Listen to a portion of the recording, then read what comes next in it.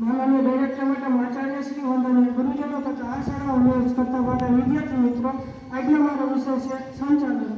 તો સમાચાર, હોય કોઈ રમતની વાત કે હોય કોઈ ગમતની વાત, ક્યાંક અકસ્માતો તો ક્યાંક સરકારની ચાલ, સોના ચાંદીના ભાવમાં તેજી જો આવી, સરપંચની ચૂંટણી હોય કે પછી હોય કોઈ કાયમની વાતો, સારી નરસી હોય કે નહીં બનતી વાતો, સમાચાર ઉપર જાણીએ આજે કૌલવી ગાથાઓ. તો આવી રીતે સમાચાર લઈને આવશે હેરફાબેન.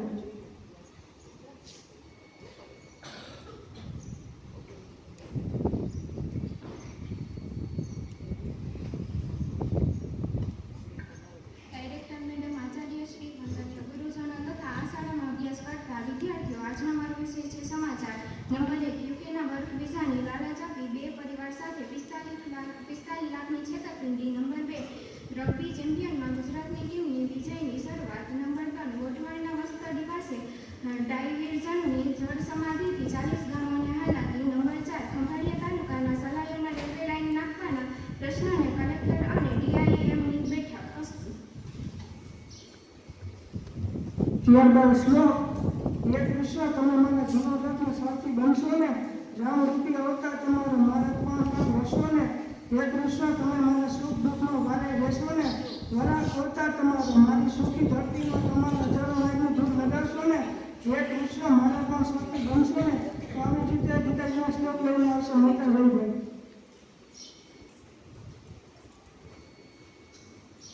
ડાયરેક્ટર શ્રી, આચાર્ય શ્રી, શિક્ષકગણ તથા આ શાળામાં અભ્યાસ કરતા વિદ્યાર્થી મિત્રો, આજનો મારો વિષય છે શ્લોક.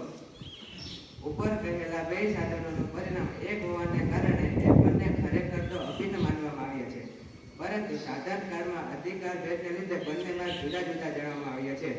માટે એક માણસ બે માર્ગો પર એક જ સમયે ચાલી શકતો નથી. જેવી રીતે ગંગાજી જવા માટે બે માર્ગ હોવા છતાંય એક જ માણસ બંને માર્ગો પરથી એક જ સમયે નથી જઈ શકતો. આ બે સાધનોમાં કર્મયુક્ત સાધન સંન્યાસાશ્રમમાં શક્ય નથી થતું, કારણ કે સંન્યાસાશ્રમમાં કર્મોને સ્વરૂપથી પણ ત્યાગ કહેવામાં આવ્યો છે, ત્યારે સંખ્યાયુક્તનું સાધન બધા જ આશ્રમોમાં શક્ય છે. અસ્તુ.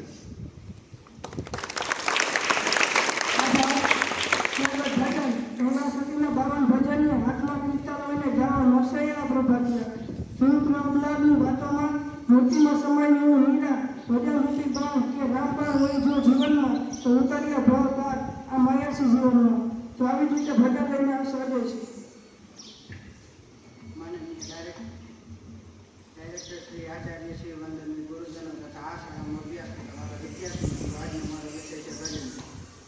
વાદળડી વરસી રે સરોવર નદી પડ્યા, મારા નાક પેરી માતળી રે, હીરો મારો લેવા આવ્યો, વિરાગ લઈને બેલો આવજે રે, માનવ્યું કેરવાનું જોગ. વાદળડી વરસી રે સરોવર છલી પડ્યા, મારા નાક પેલો મારા ડોક પેલો હાડલો રે, હીરો મારો લેવા આવ્યો, વિરા લઈને બેલો આવજે રે, માનવ્યું કેરવાનું જોગ. વાદળડી વરસી રે સરોવર છલી પડ્યા, મારા પગ પેલા કંડલા રે, વીરો મારો લેવા આવ્યો, વિરા લઈને બેલો આવજે રે, માનવ્યું કેરવાનું જોગ. વાદળડી વરસી રે સરોવર છલી પડ્યા.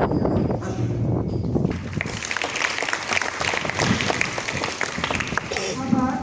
ત્યારબાદ સુવિચાર. શું છે વિચારોમાં? સારા નરસા વિચારોમાં. જીવનમાં ઉતરે કોઈ ધુઓ મુસ્તક કે આપ્યું તો બદલી જાય વિચારોમાં. તો આવી રીતે સુવિચાર લઈને આવશે કેવલભાઈ. ડાયરેક્ટર મેડમ, આચાર્ય શ્રી, વંદનીય ગુરુજનો તેમજ અભ્યાસ કરતા વહાલા વિદ્યાર્થી મિત્રો, મારો આજનો વિષય છે સુવિચાર. બેસી રહેનારા કદી આગળ વધી શકતા નથી. આપણે